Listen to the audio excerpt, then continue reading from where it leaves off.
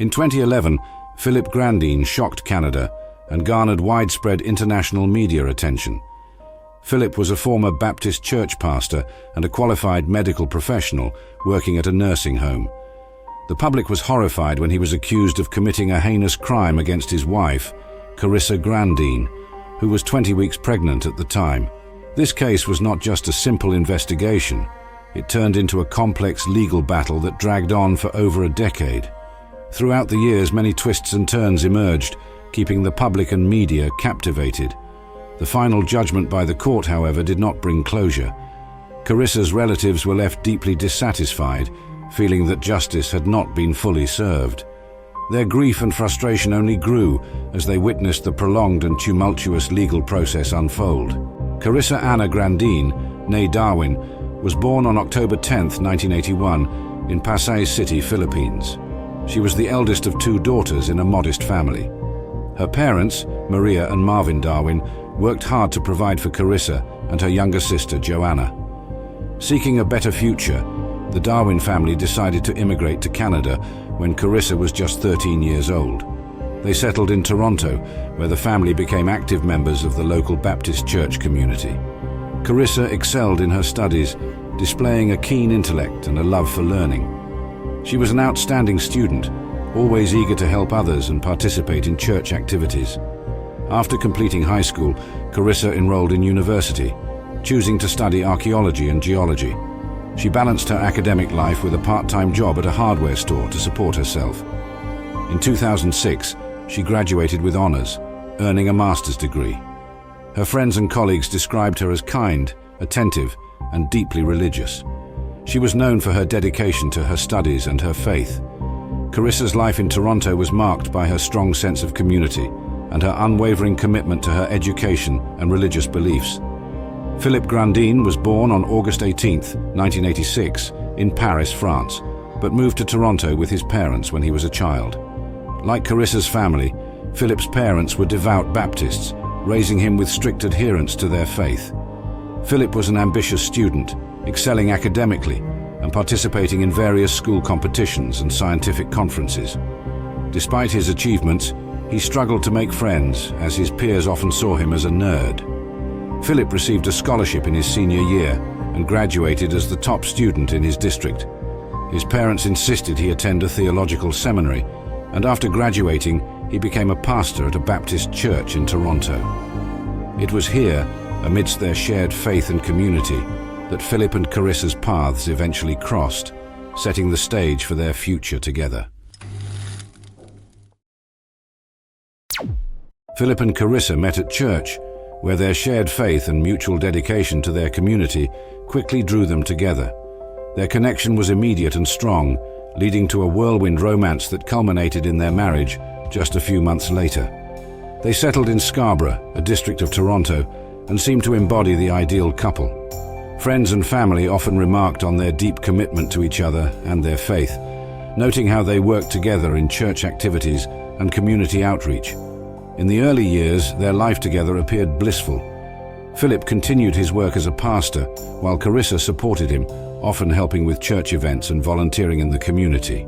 They were often seen as role models, embodying the principles and values they preached. However, beneath the surface, their relationship was not as perfect as it appeared. Philip's demanding role as a pastor, combined with Carissa's responsibilities and ambitions, began to create strain. The couple faced challenges that many did not see. Their differing personalities and pressures from their roles led to disagreements and tensions that slowly grew over time.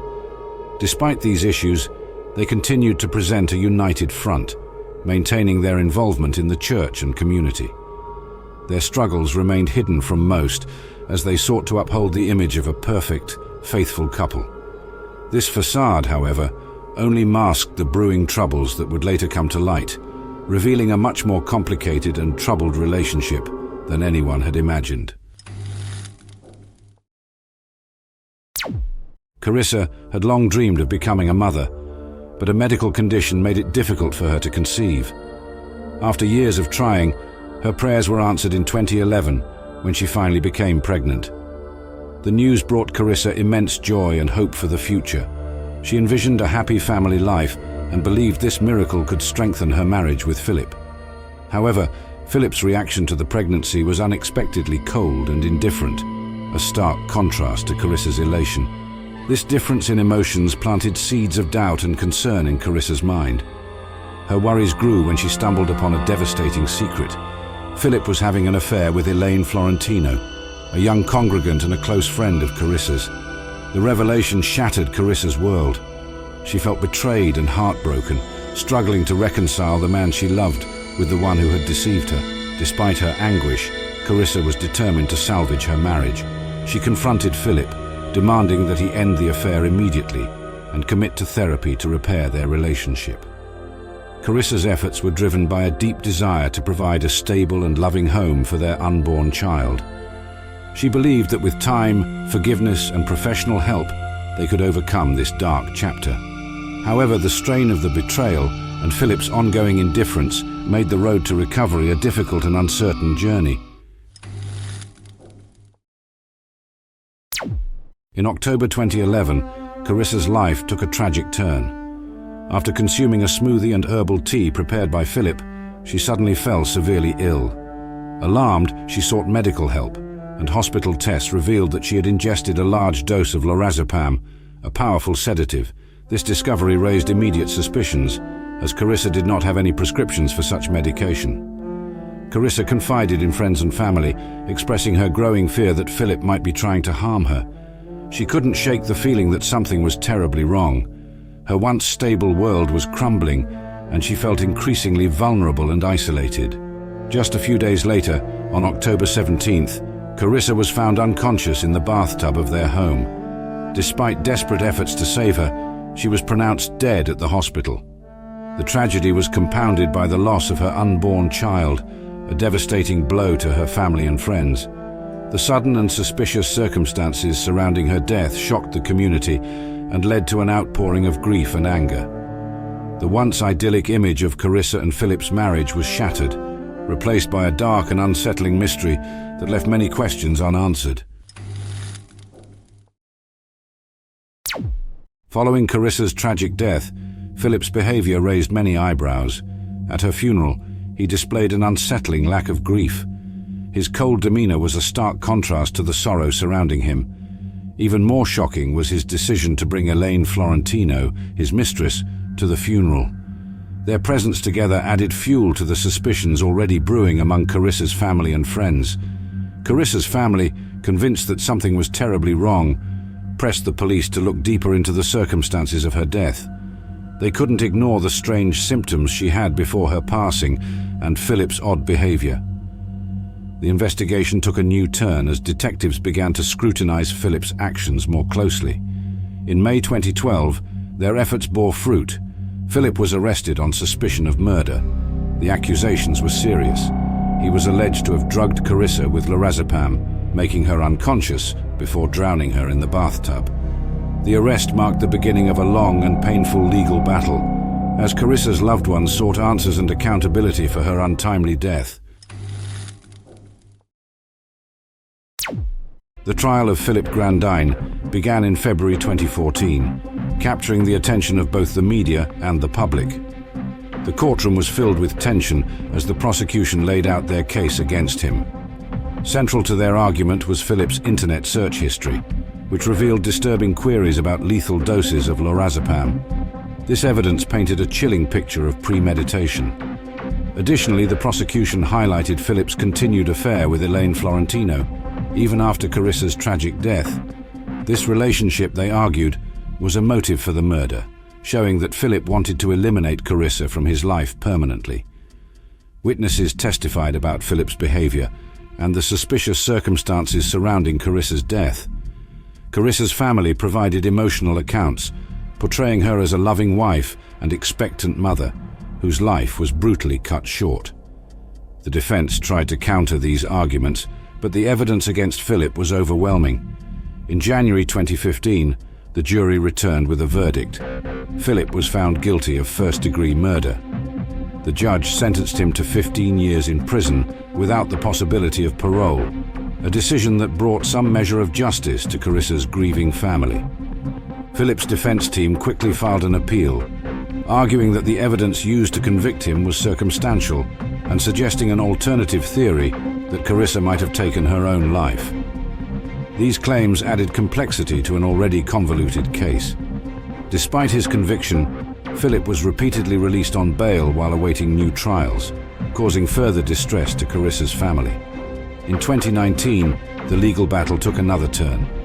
Philip faced new charges of manslaughter and failure to render aid, indicating the court's belief that his actions, or lack thereof, contributed significantly to Carissa's death. The trial was yet another emotional ordeal for Carissa's loved ones, who had to relive the tragic events once more. The court, after carefully considering the new charges, found Philip guilty again.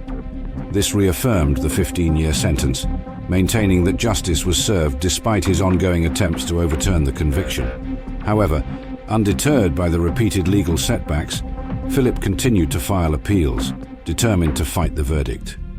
The appeals and new trials highlighted the complexities of the legal system and the challenges in achieving a sense of closure for those left behind. After more than 11 years of legal proceedings, the case of Philip Grandin reached its conclusion in May 2022, when the Supreme Court decided to uphold his sentence. Despite numerous appeals by Philip's defense team, the court firmly stood by its earlier decision, reaffirming the 15-year prison term. Throughout this prolonged legal journey, Philip had been granted bail multiple times, allowing him to remain free amidst ongoing trials and appeals. Despite the court's decision, Carissa's family found little closure. They maintained that justice had not been completely served, feeling the pain of their loss anew with each legal twist and turn. The final verdict left them grappling with a sense of unresolved grief and the lingering question of what truly happened to Carissa on that fateful day. The story of Carissa Grandin stands as a poignant reminder of a family shattered by betrayal and violence. Her loved ones still struggle to find comfort, clinging to cherished memories of their daughter and sister.